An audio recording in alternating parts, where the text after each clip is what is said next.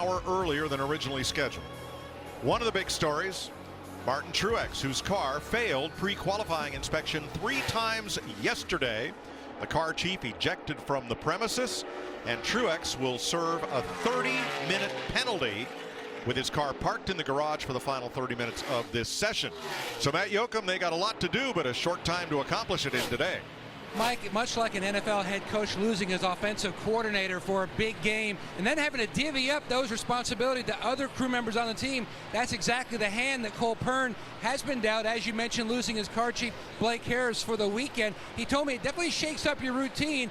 Definitely, though, they are for the task at hand. The car, they felt like, would have had a really good, solid effort in qualifying. Didn't get a chance to show that. You also mentioned they're also being penalized today, losing 30 minutes of on-track track time. So they are certainly going to have to make the most of this first hour or so on the racetrack. And keep one thing in mind. Since joining Furniture Row Racing, Martin Truex Jr., 10 of his 13 wins came from starting 3rd or better. He'll roll off 35th tomorrow. Whoa, big slide there for Martin, and an abbreviated practice for him. Only one practice session today. It's a long one, but this will be final practice to get ready for 500 miles on one of the roughest, surface-wise, racetracks in NASCAR. Yeah, I think what I would do if I were a driver, I'd want to manage the fall off. We know the cars are going to, we know the tires are going to give up. We know the cars are going to slow down. I want to be able to be the guy that can do that the best. I want my car to fall off the least, have the best feeling over these long runs, because we're going to have some long runs. So that would be my objective. Try to have the fall off be as little as it can possibly be. How long does it take for these tires to wear and the times to drop off? 1, 2, 3 seconds a lap or more? Well, I think we saw yesterday in practice it was falling off about 1.5 seconds in 10 laps. So I think that, you know, we're going to see that trend continue. I heard that Goodyear said 3 seconds over a run that they expect the pace to fall off. So to DW's point, work around the racetrack. How can you not use too much of those tires at the beginning of a run so that you have a little bit more left in them and speed that will continue on throughout the run? Okay, a lot to do on this practice session. Here's Jamie Little. Well, Bubba Wallace has been the man of the hour since finishing 2nd in the Daytona 500. He's done interviews everywhere. He had 15 on Thursday alone, but it was back to work on Friday. He jumped in the car and he was 3rd on the board in the only practice session we've seen so far. Qualifying was a little bit more difficult. I just talked to his crew chief, Drew Blickensderfer, and he said they need more rear grip in this car without hurting the turn. That's a tough task for a crew chief, but they said bottom line, Drew told me they need to get as many laps as possible. Bubba has never been in a Cup car at this track, and by the way, he hasn't moved up the track yet. Not comfortable running the high line. That is the goal for this session. Mike? Thanks, Jamie. Kevin Harvick was a big story here last year. A speeding penalty late in the race probably cost him the win. Larry McReynolds. Right from the beginning of this practice, Kevin Harvick, along with a host of others like his teammate Kurt Busch, they've been practicing getting on the pit road in the 45 miles per hour, because last year, Mike, Kevin Harvick led 292 of the first 311 laps. At lap 311, pit road speeding penalty, 1 of 13 in that race. He ended up finishing 9th, so they're practicing it right from the get-go. Safe to say they gave one away here last year. Now, early in this practice, that's William Byron in the 24. Here comes Jamie McMurray and Ricky Stenhouse. Oh. Hello. Big moment right there for Wow. William Byron. Yeah, that was a great shot of showing what the advantage is if you get to that yellow line with the left sides. Jamie McMurray did a great job of that. William Byron slid up the racetrack, missed that yellow line, and you saw how much speed he gained on him through the center of the corner. It's also a great way to let a rookie know that, hey, you need to get out of the way because I'm coming. Well, a little quicker than you are. Going to school on Chase Elliott as McMurray bypasses our Daytona winner, Austin Dillon. You're riding with Dillon in the number 3. McMurray, I believe, is pretty happy with his car right now. He just hooked the yellow line, went underneath, or, well, kind of got William Byron really loose, and then he just went on the outside of Austin Dillon through 3 and 4. So I think his car's working pretty well right now. And I think that's what you want, Mike. You just want to figure out, okay, I know I'm going to slow down. I know my speeds are going to drop off, but I want a car that's comfortable when it does. So I don't abuse the tires, so I don't overdrive the corner, so I don't slip and slide and heat the tires up and abuse them more than I should early in the run, so they'll last longer. Lasting longer is the key. Ryan Newman quickest, Truex second, and Martin slowed in the back straightaway a bit. That kind of jumbled things together because he's coming to pit road. There's Newman, who will start this race from the outside pole. The 12th time in Atlanta he's had a front row start. That includes 7 poles. He almost got another one yesterday. And Mike, that car is fast. I mean, he was fast in qualifying, obviously on front row. Fast in practice. He's obviously got a pretty good setup for this weekend. Fastest Ford in the early going is Paul Menard in the Wood Brothers 21. 1 lap ago. Here's Menard. Saw a little smoke. I think a little more smoke. I think that's the splitter maybe dragging Jeff. Think that's what that is? Very well could be the splitter. That looks like the dust that sort of comes off of the material that splitter's made of. Going past Ty Dillon there. And Mike, you'll see that a little bit early in the run. Tire pressures are really, really low because you know you're going to get a lot of buildup. So it's not unusual to see maybe a car spark a little bit, bottom out a little bit early in a run. You can see how yawed out Paul Menard's car is through the center of the corner. This is a track where you'll basically run through these big sweeping corners. Whoa, that's maybe too much. He was yawed out a lot in 1 and 2. That was way more than yawed out. That was completely sideways and out of control. Great save by Paul Menard. You know what I'd be doing, Jeff?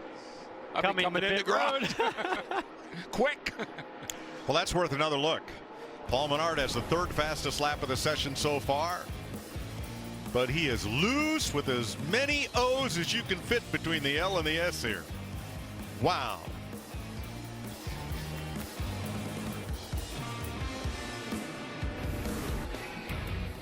One hour, 10 minutes left to go in final practice for Sunday's 500 here at Atlanta, which has been advanced 1 hour due to the forecast. So set your DVR 1 hour earlier or get to the track here an hour earlier for the Folds of Honor Quiktrip 500. Jimmy Johnson, 6th fastest. We were looking at there, I think it was. Yep. What he was saying was when I pull the car down in the corner, you can see him pulling his hand down. When it lands, we hear him talk about landing, it gets real loose. And I think that's something they're trying to sort out here, what they need to do about that. You know, communication's everything to the team, and the driver has to figure out how to articulate that, and that's why we see them use their hands so much. I love how a driver talks with his hands and makes his race car become his hand to try to explain when the car is loose, when it's tight, when it's rolled over, when it's hitting a bump. It's fun to watch. I love the way you explained that. With my hand. Exactly. I get it. Old habits die hard. I get it.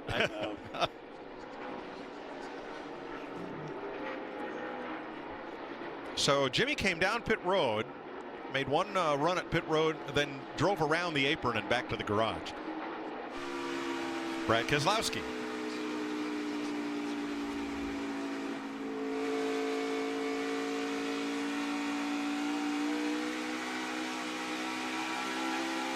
And we'll check with Jamie. And Greg Alding, one of the young guys in the field, finished 20th last week in his first Daytona 500. But Mike, this isn't something we see every week. If we look behind your car, Gray, they're actually wrapping the car as we speak with the sponsor logos. Even Gray's dad is in on the action helping wrap. Gray, what's happening? Well, you know, it's actually pretty cool to see all the team guys, have my dad, everybody. I can't thank Earth Water enough, you know, after the performance last week and how we did, you know, they came back on board. So all the BK guys are grinding it out and trying to get this car done so I can get out there and practice. So I don't know, you don't see this very often, so it's pretty cool. Going old school in the garage right now. Thanks. Well, a lot of ways to get ready for a race, but putting your wrap on during practice, you do what you got to do, right? Well, you know why they're doing that? Because they can. Well, they hope to get on the track just in time for us to talk about the new sponsor on the car. See? Okay. So it's a timing thing. Get your helmet on, be ready to go. As we ride on board here with Joey Logano, and we see you're going to see so many of the top teams and drivers working this yellow line, this bottom groove. As the pace starts to really fall off and they back up the entry of the corner, it's all about being patient with the throttle and the steering wheel to put those left side tires on that yellow line. And nobody does it better than Kevin Harvick. I've been watching the lap times here. One of the things that I noticed with Kevin Harvick, he doesn't have blinding speed at the beginning of a run. He gives up about the first 5, 6, 7 laps when the air pressures are down. But boy, does that timer just go flat line and maintain speed at the end of a run. Yeah, if you're going to slow down, take the shortest route. Okay. So how do you keep your tires from falling off? Falling off meaning the lap time's going up too quickly. Yeah, you know as a driver, Jeff knows, I know, anybody that's ever driven, you know when you're abusing the tires. You saw what Paul Menard did. He got that car loose. That abused the heck out of that right rear tire. You can't do that. You can't do that in the race in the long run. So you got as a driver, drive right to that limit, but don't go over it. You can't push it too hard, get it too loose, or you'll abuse the tires and you'll slow down. Now, Jeff, if we did this on the street, those tires would squeal. They would scream blue murder. Race tires don't do that. Oh, they're screaming to you. You just don't hear it. Okay. They're like, please don't. No, it's one of those things where you have more speed in the car in the early portion of the race. It has the grip to go faster. You've got to tell yourself, don't try to get everything out of it too early, or it's going to cost you double at the end of a run. Larry? But I look at Paul Menard's running that 21 car, and I'm impressed that he and Greg Irwin said, you know what, we're going to make a long run. They ran 21 laps. And in those 21 laps, which is about a half of a fuel run, they slowed down 3.5 seconds from lap 1 to lap 21. Wow, that is a lot of fall off. That is. That's a cliff. Ricky Stenhouse out for a few laps. How low can you go? No out of bounds line here in Atlanta. 1 hour and 3 minutes to go in this session. Newman, Truex, Menard, the fastest in all three makes, Chevrolet, Toyota, Ford. Top of the board, Hamlin and Logano in the Fast Five. Show you Eric Almirola here. I don't know if he was trying to get to the pits or not, but after this right here, I think he just came on down pit road. But this is what happens when you get to that yellow line and you hook it with that left front. You're saying, my car's too tight, I need to get there to help it turn, and then you get there and all of a sudden it turns all at once and you go sideways like we saw with Eric Almirola. I think what we're seeing is a product of the cars being a little loose in. So you try to tighten the car up, like getting into turn 3. You want it to be comfortable getting in. When you do, Mike, you pick up a push. When you get back in the gas, then the car wants to do what we call push loose. The front tires break a little bit, you crank a little wheel in, and then the back snaps around. And so that's what you're fighting. Push loose. Ty Dillon coming in after a run in the 13. Here's the dinger. AJ. And I like what Jeff said. Look, we all know how Kevin Harvick runs this racetrack. We've all watched it. We've all witnessed it. We've followed him. We see what he does. But, Jeff, what's the problem? Nobody can do it the same way he can. Nobody can do it. What the heck? And I think this year they have the data to be able to even match it, and they probably will still struggle trying to do it. And what I hear from AJ here, is he all the way out of the gas going in the corner? Or is he kind of Harvick-like? This is one. That's all the way out. Yeah, that's all the way out there. This is one of those tracks, getting into the corner, if you get all the way out of the gas, the car almost just turns sideways on you. So you want to keep it loaded up, is what we call it. Loaded up either with the brakes or with the throttle, or sometimes both. And so you'll hear more feather out like you heard him do right there, and let that car set into the banking and then get back to the throttle hard and run right up against the wall like AJ Allmendinger did there off of turn 2.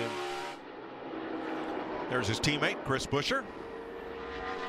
Mike, I've raced with guys here that are really good, like a Kevin Harvick. I think back, even Kyle Petty back in the day.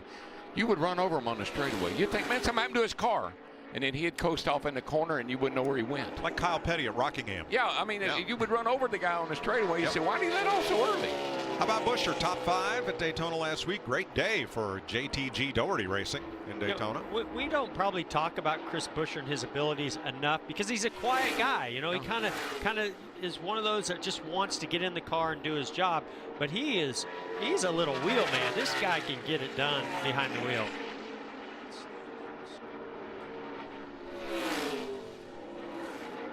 Chris has a, I'm sorry, Mike. Chris has a good crew chief too. Trent Owen's a good crew chief. Yeah.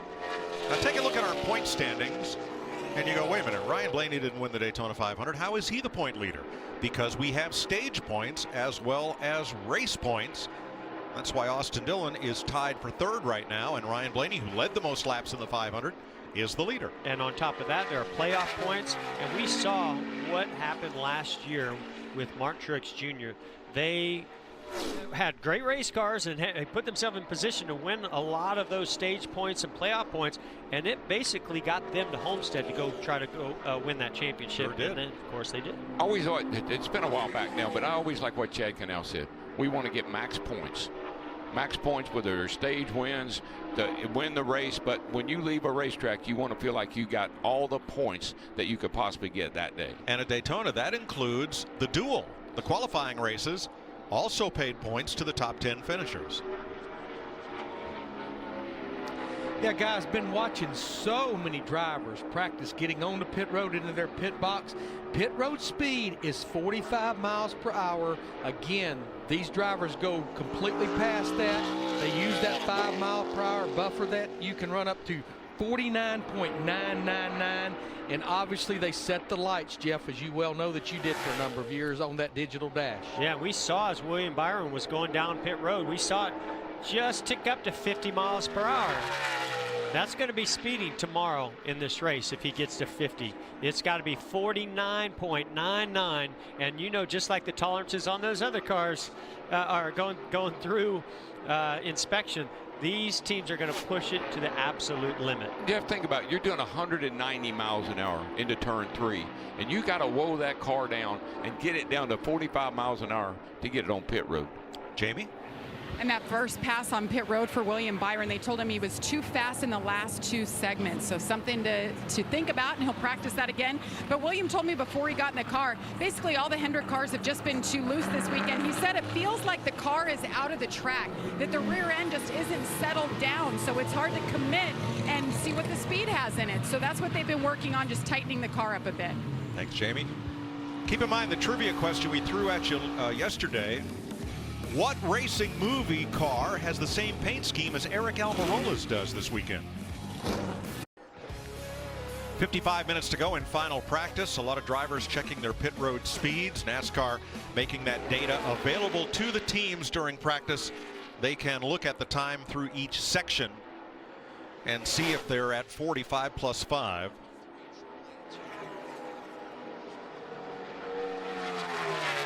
It's a very wide racetrack. And you can see the paving courses with the seams there between. They're not really lanes, but that's how wide the paving machine is. So how many racing lanes are there here?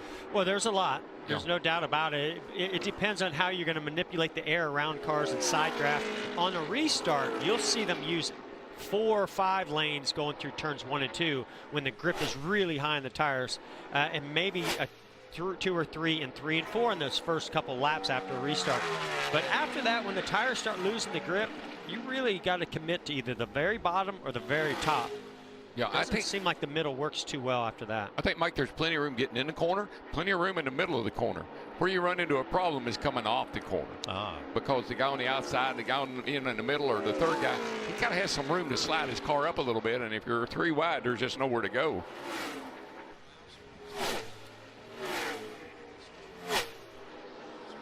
So maybe it's one reason that drivers lobbied Ed Clark and Marcus Smith to not repave this track, because fresh pavement might be just one groove hooking the bottom all day. And that's typically what we have seen in the past, and new pavement sometimes gets a bad rap for that. I don't know. That might be different here at Atlanta. I mean, these are big, wide, sweeping, fast corners. It's going to happen, whether it happens next year, the year after that. But that is what drivers love so much about this track. We watched Chase Elliott sliding the back of that number 9 car around the corner. It's that the pavement's worn out, so you have more in your control, as a driver, but also you have more lanes to work with, so you can make passes. You don't get stuck behind that car right in front of you. It's truly a maintenance issue, Mike. I mean, the track has got a lot of cracks. You see all the sealer where all the cracks have been filled up with that black sealer. I mean, it's a maintenance. It's like a house that's about ready to fall down, and you say, well, let's paint it. That'll make it look better. before it falls down. One thing I can tell you, when they repave it, the race is not going to be anything like what we're seeing now. It'll be completely different. Okay, you're a current driver, been out here for recently. I think a driver, I think his mentality is, Mike, I'm better than all these other guys. I know more about this track than all these other guys, so that gives me an advantage. If they pave it, it opens the door for everybody. Any and everybody can be competitive. Certainly if you're Kevin Harvick, you do not want them to you want to leave it alone. He's going to have a loud voice. Well, one thing concerns me greatly about tomorrow's race, and we've talked about how you're going to need 4 tires on every stop, and maybe we'll explore in this next segment with Larry about the new pit rules for this year and how Daytona we had gas and go and 2 tire changes, and tomorrow's going to be completely different on pit road from what we saw at Daytona or what we saw last year, and which teams will be the first to adapt the best to this entirely new situation of how you make a 4-tire stop. Hey, Larry, is this the multi-zone tire we run here on the right side? It is on the right side, and maybe we'll talk about that too when we come back. We maybe even show you on our Ford Performance car what it looks like. Do it, Larry. Right after this. 49 minutes to go in this session. Don't expect many changes on the left side of the board because all of the fast laps in this session were set on the first or second lap of practice for everybody but Brad Keselowski, Cole Witt, and Jeffrey Earnhardt. Kurt Busch. You know, something that's funny to me, and maybe they're doing it and I just don't know it, but I remember in happy hour, and that's what this is, we used to run to the truck and get a set of shocks and run back, put a set of, and then we'd run, get a spring, get a different spring. Then we'd get a big old sway bar and change the sway bar. What are these guys doing down there? Are they doing that? The difference? Engineers. And aerodynamics. I mean, but mainly you come with what you're going to race and then you just adjust around it. I guess that's the way they do it these days. Yeah, I think it's just everything that's going to maximize the platform of the car and sealing it down downforce as possible in the car. Matt? Mike, we talked a lot about how the impact of testing can really result in some good performance. You mentioned Kyle Petty at Rockingham. That stretch that he had at a class all by himself was due to a test session there. And the same can be said for Kevin Harvick here at Atlanta about 10 years ago. A Goodyear test session here, and he really hit upon how he attacks this racetrack. Now, a few observations. He did mention that the wind, much more challenging today than it was yesterday, pushing the car a little bit more than it was, but he told me before he went out on this run, the car extremely good. He's pretty confident going into tomorrow. Uh-oh. Yeah. He's led a ton of laps here. Let that get out in the garage.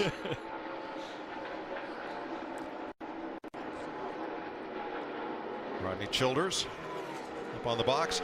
Here's our pole sitter, Kyle Busch. First pole at Atlanta, and then he backed it up this morning by winning the pole for the truck race. He knows how to get around here fast, but it preserved the tie between Ryan Newman and Buddy Baker for the most poles all time at this racetrack. And you know, I stood next to Buddy for years at CBS up in the booth with Ned Jarrett. I got a soft spot for the gentle giant, and I believe that's one of his last records left standing in this sport. I'm kind of glad it is. And sorry for Ryan Newman, who was so close, but you know what's ironic about that? Who is the biggest Buddy Baker fan, and who is Buddy Baker a huge fan of? Ryan Newman. Ryan Newman. Exactly. I like what Newman said, though. He said, look, 7 times I made somebody else sad, too, so I know how they feel. That's right.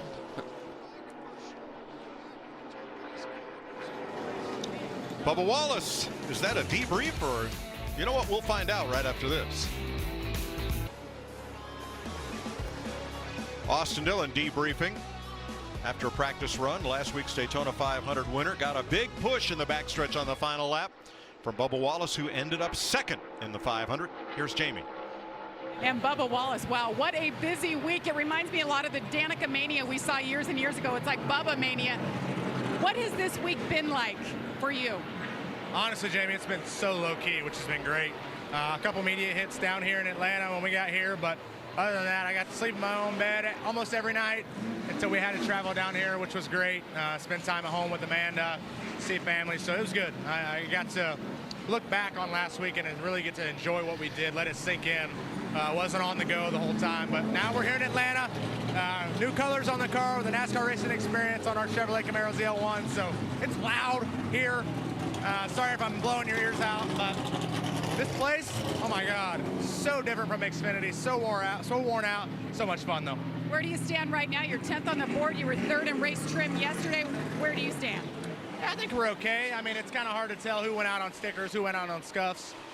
We laid a decent lap down, but, you know, that doesn't matter. It's all about the average lap and where you're at. So we're getting her tuned in. You know, it's just a challenge for me. Like I was talking about earlier, it's so different from Xfinity. Really just trying to Harvick around here and be on the bottom and wait until you move up. So we're just taking it all in. I'm learning all race long, all year long. So I'm enjoying it so far. Got to get brave. Got to move up, right? That's right, yes. Well, now we've transcended to a whole new level, folks. Harvick is now a verb. You've got to Harvick your way around here. And he's right about that. Yeah, how about that? Ryan Blaney is the point leader in the Monster Energy NASCAR Cup Series after a big performance on Thursday in the duel and leading the most laps in the 500. Doesn't pay any points like it used to, but you combine all those finishes and the stage points, and Ryan's top of the heap. Oh, I believe number 12 is going to have a pretty good year. Yeah, I agree with you, DW. And I was looking at his lap times. He had a pretty nice run. The lap times, I think it's about a 20-lap run there earlier in this practice, and I would say it laid over the top of some of the other great runs and times that I'm seeing. Yeah, he and Jeremy Bullins, you know, they work together at the Woods. They're here together on this 12 car.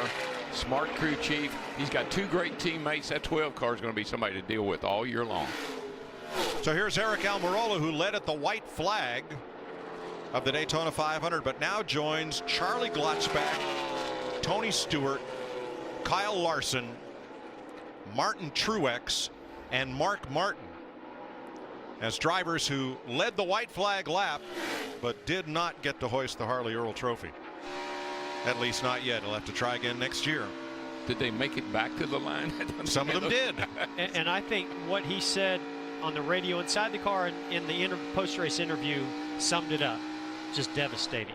You know, he was just devastated by not being able to get that win. But he handled it with such class. Oh, yeah, I agree. Eric Almirola made a lot of new fans last week. Heartbroken, disappointed, but he handled it well. Denny Hamlin ended up 3rd in the 500 as he and Bubba Wallace battled to the finish line. Hamlin said contact cut down his tire. He couldn't steer.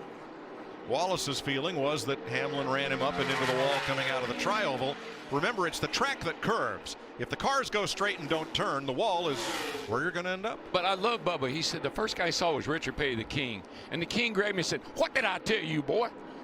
And he said, and Bubba said, "I froze." He said, "I told you not to wreck my car."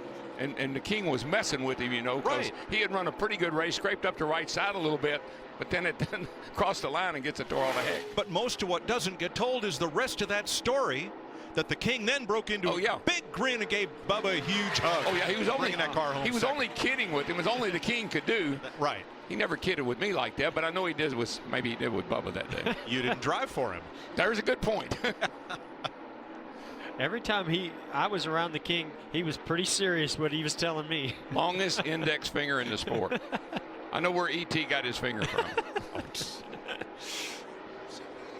You know, guys, you see Martin Truex Jr. in this 78 car. He just came out on the racetrack. This will be his 3rd run of this final practice. He ran 9 laps, and then he ran 12 laps. Remember, in about 9 minutes with 30 minutes to go, his practice is done. He has that 30-minute penalty for failing inspection yesterday multiple times. Loosey-goosey. He also has the best 5-lap consecutive average of this session. And I was telling Jeff earlier, they worked on qualifying only yesterday. No race runs, only 7 laps in practice yesterday. Well, with their record on a 1.5-mile track, I'll probably just look at my notebook and maybe put one of those winning setups in that car and be ready to go. Now, when we get to 15 minutes to end the session, 6 more cars will join Truex in timeout for the balance of the session. And I think, you know, they were on track very early, right away, to get as many laps as possible, and he made some pretty fast laps, which is what put him on the best consecutive 5. But if I'm a driver, I want to be on the best consecutive 20 list. And when you go to that list, Kyle Busch tops them all. Boyer second, Harvick third, Blaney fourth, and Larson fifth. So a little bit of work to do, I believe, on the 78 team. Mike, I know serving these penalties at the end of practice, you might think, well, that's probably a good idea. It's a better way to do it. But listen, I can't tell you, you can be at the track 3 days. When practice is about ready to end, you run the truck. Can we have 15 more minutes, please? Just 15 more minutes. And here's Greg Galding, all wrapped and ready to roll with his new sponsor. They got it on the car and got him out in time. 35 minutes to go in this session as Brad Keselowski rolls his Ford out for another run. Tires will be a big story here tomorrow. Not just tire changes, Larry, but the actual tire itself that they're running here. Well, DW brought it up a while ago, the multi-zone right side tire. Let's use our Ford Performance card to show you what this means. Goodyear would love to give the drivers as much grip as possible, but they know we also have to deal with durability. So what they do on the outer 10 inches of the right side, that is a softer compound. That gives them more grip.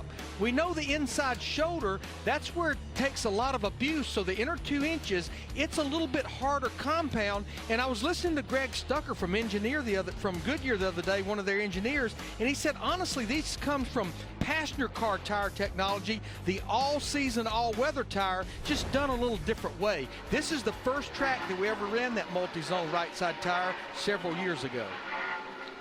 You can't see it looking at the tire there in the garage area where one zone stops. You can feel it. Yeah. As a driver, you can definitely feel it. If you try to push the inside of that tire into the corner, let's say, and it lands, as we talk about landing, and it compresses, that inner section of that tire will give up grip. So it's really important about how you push that tire and don't get too far, try to exceed too much of that inner portion. Camber is your best friend. The driver loves a lot of camber, but guess who doesn't love it? That tire. That tire. Right. And so that's why they beefed up that inside edge of that tire, trying to save it from some of the failures we've seen. Larry, what about pit stops tomorrow? If you were a crew chief today, would you be 100% confident that your crew has the choreography necessary to cope with these new rules and make error-free pit stops? Well, let's lay out the new rules. It's a multitude of things. More importantly than anything, we went from 6 to 5 crew members for 2018. One of those crew members, the fueler, he cannot do anything but fuel the car. He cannot make adjustments. And then we also know about the Paoli NASCAR mandated air guns. It's a little bit slower. But Mike, you brought it up last week at Daytona. It was a multitude of strategies. 2 tires, fuel only, a few 4-tire stops. And you know, if you go back to last year, it was very common to see stops in the 11 and 12 second range. Finally, in the Daytona 500, we saw them get better during the entire speed weeks. We only had 2 stops in the 16-second range, and both of those was by Ryan Newman and that 31 team. We only had 12 4-tire stops in the 17s. I think repetition is going to make these stops better, but yeah, I think to me the biggest thing I'm nervous about is I know I've got to have 4 tires every stop, but I have to adjust on that race car. That's going to be a big key tomorrow, knowing the fuel man can't make those adjustments. Well, and I would throw in one other thing, Larry, is just we talk about mistakes on pit road. You're not going to be able to afford to make a mistake. So if you think you can do a faster 4-tire stop than somebody else, you better make sure all those lug nuts are tight, because that can actually cost you. I think the ones that give up a little bit and have less mistakes are going to benefit. More pressure on the driver, too, I think. Matt? And Coach Sean Pete, the Ganassi Picker coach, his boys look pretty stout at Daytona. That could be an advantage for Kyle Larson.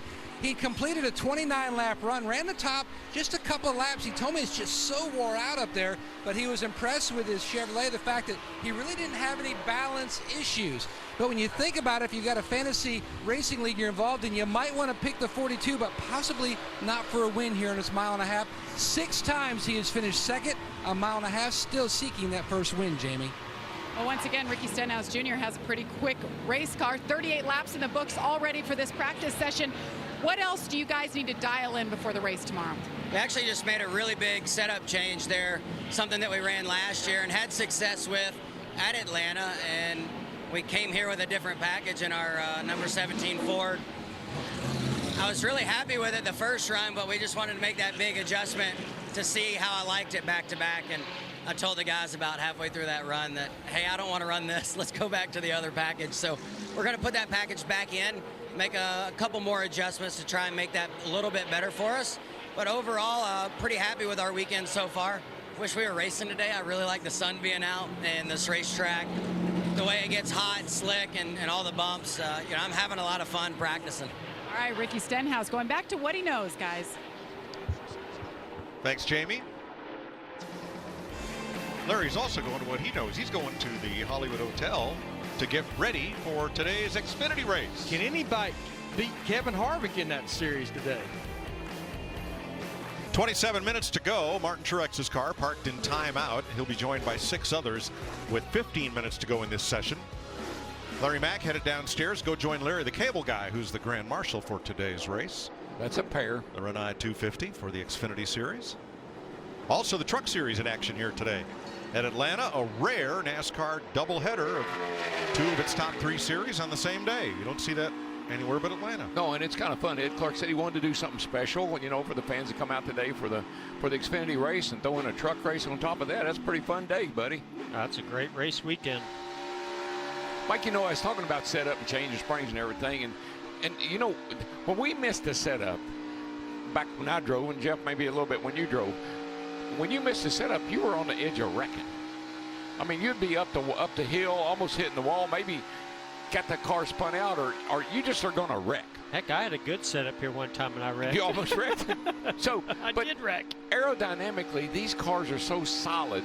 They have no ride height. They're down on the ground. They got a lot of side force, and so these guys don't seem to have that problem with the car getting away from them, and I'm going to wreck it all the time. Yeah, it's on that right side of this car is almost like a sideboard, right? So when the car yaws out and gets loose, typically you just spin out. But now these engineers have gotten the bodies on these cars to sort of lean. They can lean on it and still maintain speed and not spin out.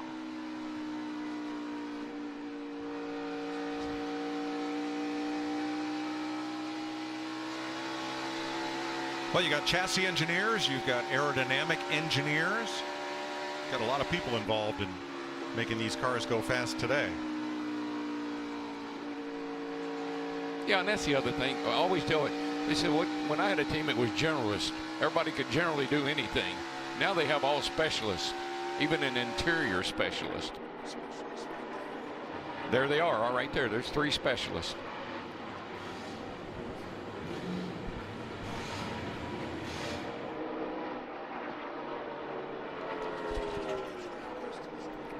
Daniel Suarez 13th on the board, Eric Jones 18th. And right in the midst of them, Kyle Busch 15th. Mike, that's a lot of Toyotas. That's Hamlin so is much 4th. talent right there. Goodness gracious. You know, DW, I think these guys are going to make great teammates. I can see them working well together and complementing one another and pushing one another. I agree.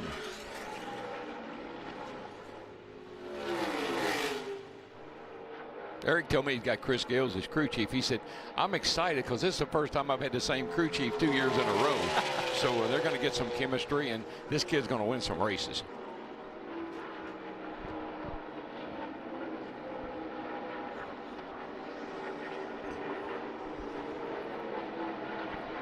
The 51 did not practice yesterday and did not qualify. Justin Marks drove that car in Daytona last week. Harrison Rhodes behind the wheel here at Atlanta, making his Cup debut.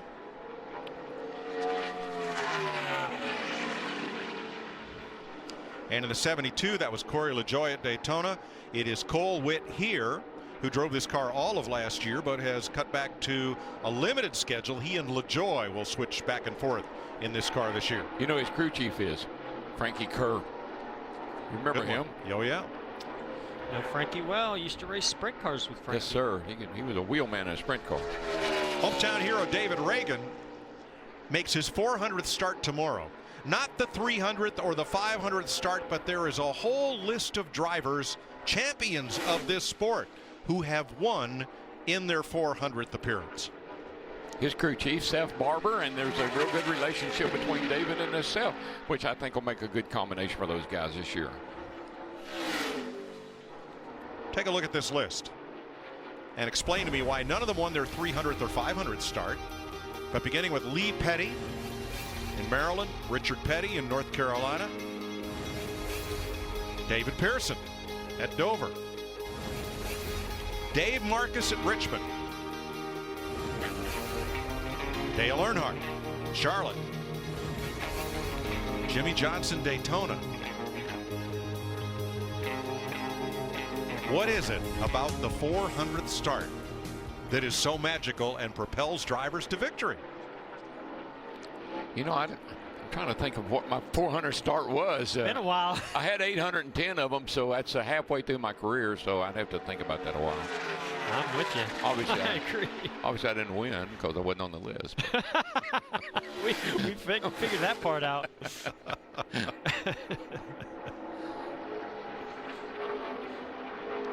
But if you think about it, okay, so 810 starts, that was halfway through your career at 400. Yeah. And I know you've talked about this before. I feel like you're sort of in your prime around, 400, because I think that, you've come into the sport, you now have experience, you're with an established team typically. I think 400 is a time where you should be in a position confidence-wise to win. Yeah, I think I would look at 400 starts and look at their age, because I think that's a factor too. You go through that learning experience when you're a rookie, you make a lot of mistakes, do a lot of dumb things. Then you put that all together and you start to capitalize on that, all those dumb things you did, stop doing them, now, hang on. Start winning. When you were young, you didn't do any dumb things. Every day. I've never heard you. Every day. I did them at the track. I did them away from the track. Just let me get the redhead on the phone. She can enlighten you a little bit. Time for a break right here. Stevie on line 2. Note, coverage begins at noon. That is 1 hour earlier than originally scheduled due to the possibility of threatening weather. They've moved the start up an hour, so pay attention to that. When Chase was younger than he is now, he waited tables at the pool hall. That was one of his jobs. Wow. Working at the pool hall. Now, probably 9 to 5. Now, you raced with his dad when he was in the number 9. Yeah. A lot of success here to Atlanta in that number 9. Oh, the only, we ran the All-Star race at Charlotte. We've always run the All-Star race at Charlotte, but one year early on in the inception of the All-Star race, he said, we're going to run the next one in Atlanta. And we all said, that's not a good idea because Bill will stink up the show. Guess what? He stunk up the show. He lapped the whole field. So we never came back to Atlanta. It was a very popular win here. Oh, yes, it was. Yeah. I heard the siren Now, go off. by the way, tomorrow will be your 274th start in the Fox Sports booth doing a cup race. That includes the Bristol race when you were there but not really there. You had no voice. We count that one. That was a terrible day. Yes, it was. Well, but I know fans at home say, no, it wasn't. But I'm just telling you, that was the day. Remember, they gave me that Mountain Dew car, and I couldn't even tell them how much I appreciated it. No, you had no voice that day. No voice. And we had a lot of homespun remedies for you to try. Well, they did a lot of things, but yes, it didn't help my voice. That's true. If you could have spoken, it would have been the best broadcast ever. Now, that doesn't count the Busch Series races we did, or anything. That's just cup races. How many you reckon you got? Because you've been doing this a lot longer than I have. Yeah. But, I mean, that's a compliment. Thank you, but I've never added it up. That's a lot. We may have to do that someday. I love watching that 1988 Daytona 500. And at the end, when Bobby Allison goes to victory lane, and here comes Mike to do the interview. That was so cool to see. You've been doing this a long time, Mike. One of many great days. He interviewed me when I was a rookie. Now, come on.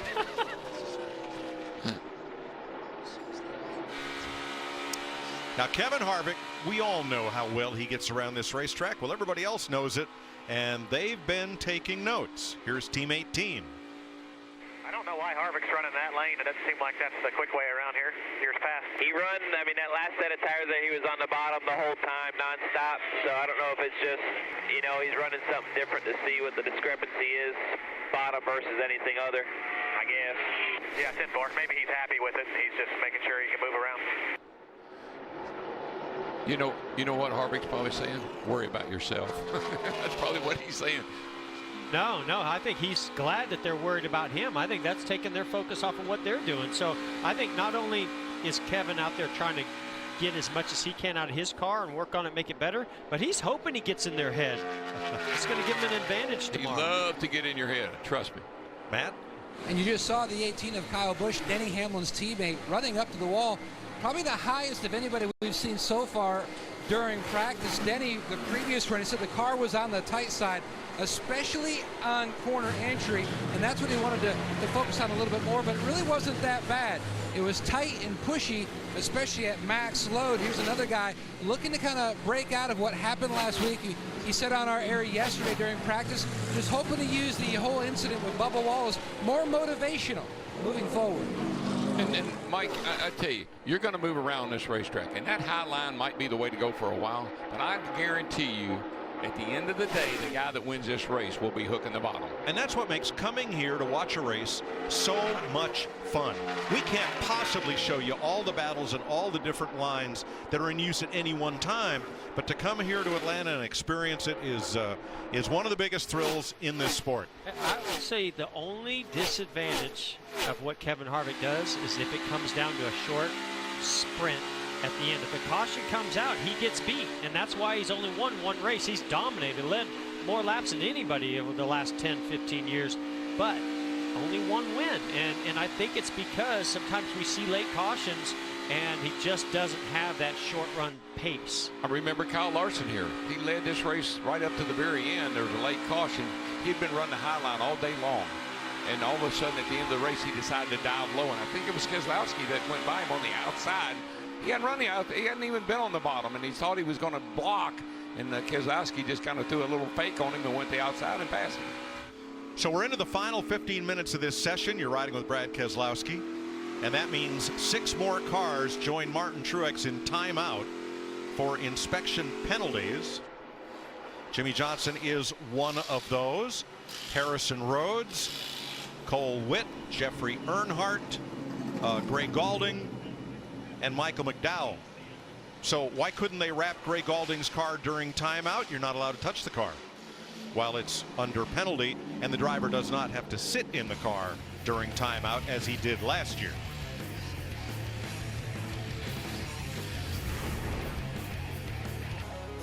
Three of the Fox crew on that list for all-time starts, led by Richard Petty with almost 1,200 of them. The Iron Man, Terry Labonte. The Rooster, Ricky Rudd. Tough old bird he was. Dave Marcus. Mark Martin. Top 5 on the all-time list. And you think about Mark Martin, I think he was 50 years old when he won his last race. So Mark put in obviously ran a lot of races, 882 of them. Now, I think the one missing from this list that we should talk about is David Pearson. Ooh, yeah. Only 574 starts, 105 wins. That's 18% of the time he was going to victory lane. But you know what was cool about Pearson and the Wood brothers? I mean, Leonard Wood is crafty. He's a great mechanic. David Pearson was pretty crafty in the car, too. Yes, he was. That is quite a list of Hall of Famers. Everybody on that list is in the Hall of Fame, except Jeff Gordon, who is nominated for the class of 19, and Jimmy Johnson, who is not yet eligible. Still active.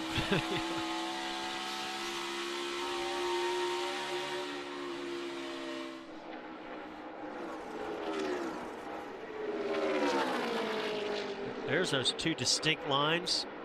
19. Right on the yellow line and the shortest way and the fastest way. You know, McMurray's almost got that Batman nose on the car again this week. That when they had it kind of unpainted last week when they replaced it at Daytona, it looked kind of interesting for a while. I like the way those headlights hide back in there. They look like two eyeballs watching you. I'm watching you. I know what you're doing. Private eyes. Watching you. I thought they were Betty Davis eyes, but they could be.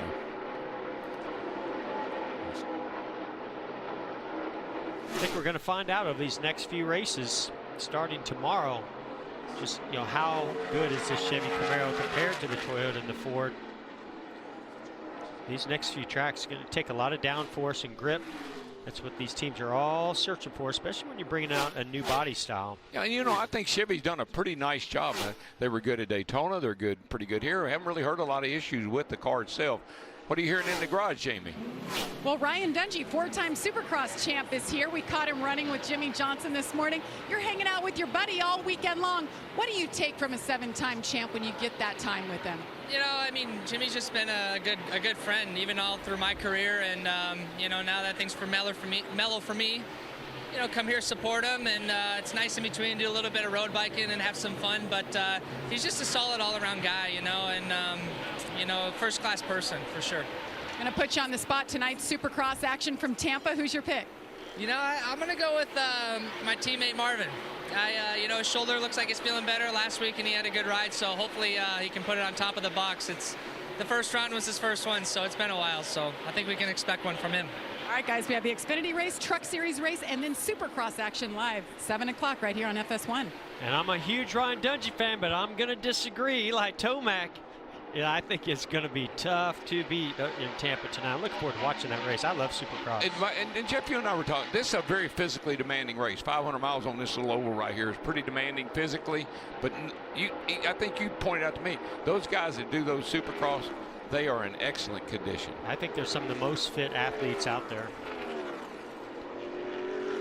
Most fit and probably most repaired athletes. Yep. What we talk about, Mike, last week was real mentally demanding. This race is very physically demanding. Let's watch the 17. Whoa! Yikes! Hello. Oh, use your turn signal. Hand signal. And I like what Ricky Stenhouse Jr. is doing there. He's bringing the car further around the corner, getting it slowed down in the banking, and then allowing that late turn to get straight onto pit road. And I think that is the fastest way, but there's some risk involved. Yeah, obviously you can ask Brad Keselowski what he thought about that move. He probably wouldn't agree with you right now. The risk is the guy behind you not knowing you're coming in. Right. Making that turn so late. That's why hand signals are so important. You got to get that hand up and let people know that you're getting ready to go to pit road, even down the back straightaway. Yeah, these days you got to put it out the window. You can't see inside these cars the way you used to. The angle of the windshields and where the spoiler's at.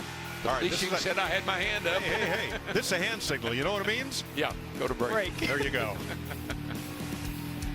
3 minutes to go in final practice for tomorrow's Folds of Honor Quiktrip 500.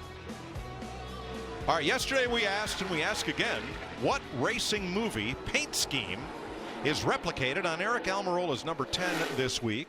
We asked the team. They said they had no idea when shown a photo of the car, and it was not Herbie All Out. In fact, it wasn't Herbie the Love Bug in any of those movies. That's the fertile mind of Barry Landis, our producer. No.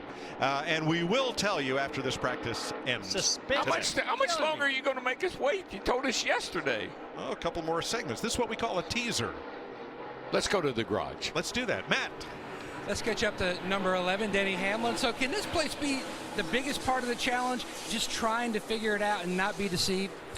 Yeah, I mean, everyone's on different tires at different times and things like that, but you really just try to work on your car and get it, the balance as good as you can in each lane of the racetrack. So we're still working with our FedEx Ground Camry, try to get it exactly the way I want it, but we're getting closer. Each run gets a little bit better, and we'll download overnight and figure out what we need.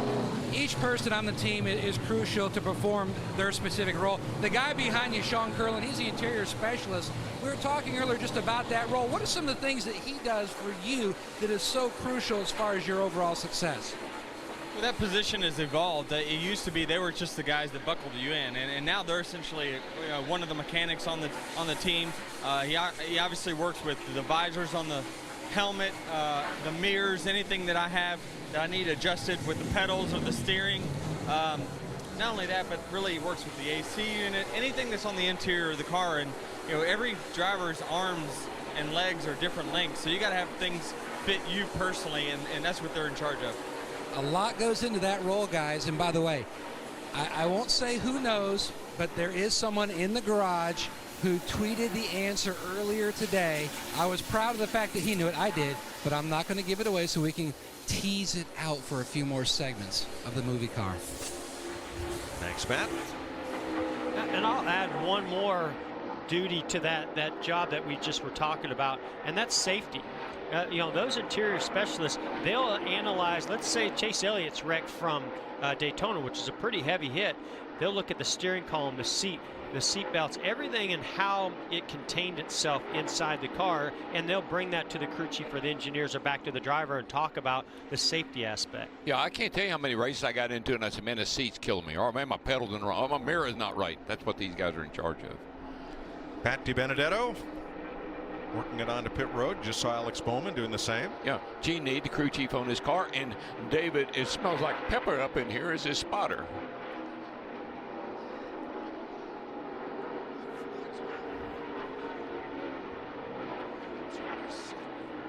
Practice ends.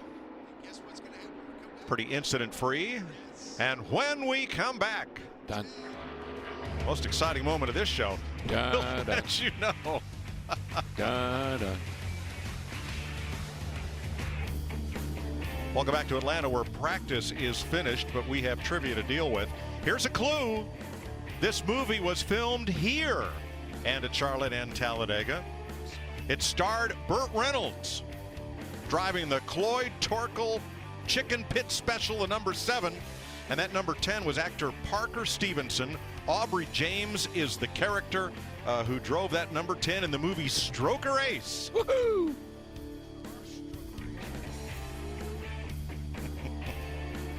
Down to our version of Stroker Ace, who's with Jamie Little. Yes, he definitely checked out the screen. And Clint Boyer, top 10 once again, but you had the best 15-lap average. How happy are you with it at this point? Really happy. You know, our Haas automation, Ford is doing really good. Mike and all the guys brought a good car. We unloaded good, you know, and that's what it takes. As a team, as a whole, with Stuart Haas, all 4 cars in the top 10 qualifying last night was refreshing and felt good. It's just such a fine line with a balance. You know, you can't have that front end pushing. You can't be sliding the rear end. You really have to focus on a good balance, and that's kind of what we did. You also can't go out and reuse those tires. I mean, you pretty much had 1 set of scuffs, 2 sets of stickers, and we just made long runs with all of them.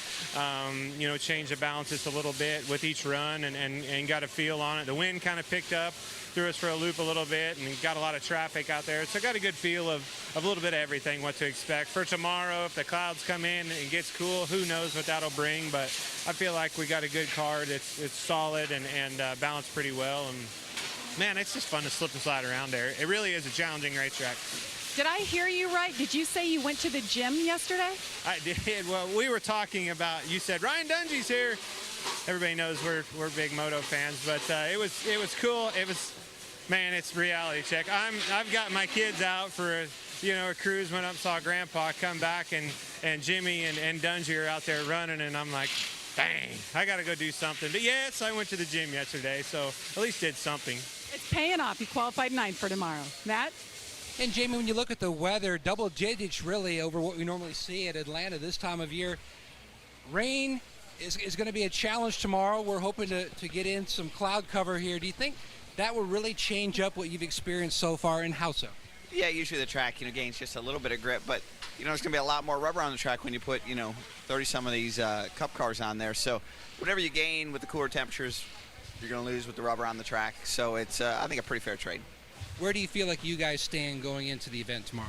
I'm not entirely sure, to be honest. Atlanta's always a hard track to get a read for in practice. It's kind of like the old Darlington from, 10 or so years plus, where you just kind of go off a feel. I haven't quite got the feel we want, but we're going to go work on it now. Good luck tomorrow. Thank you. Well, let's have a look at the results of final practice. Ryan Newman, who starts from the outside pole on top. Now, these are the fastest laps set early in the session.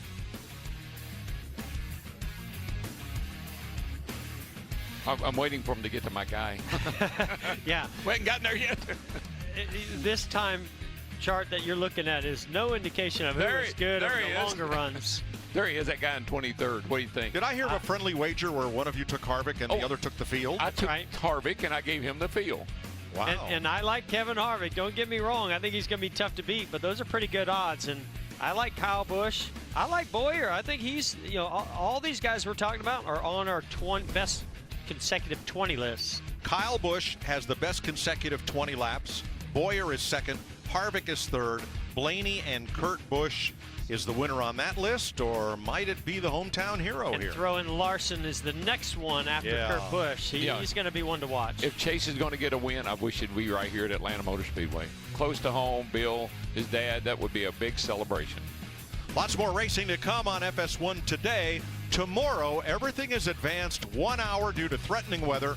Race day at noon on FS1, pre-race at 12:30 on Fox, and the race at 1 o'clock on Fox. Truck racing and Xfinity racing to come here at Atlanta Motor Speedway today, and then Supercross tonight. Keep it right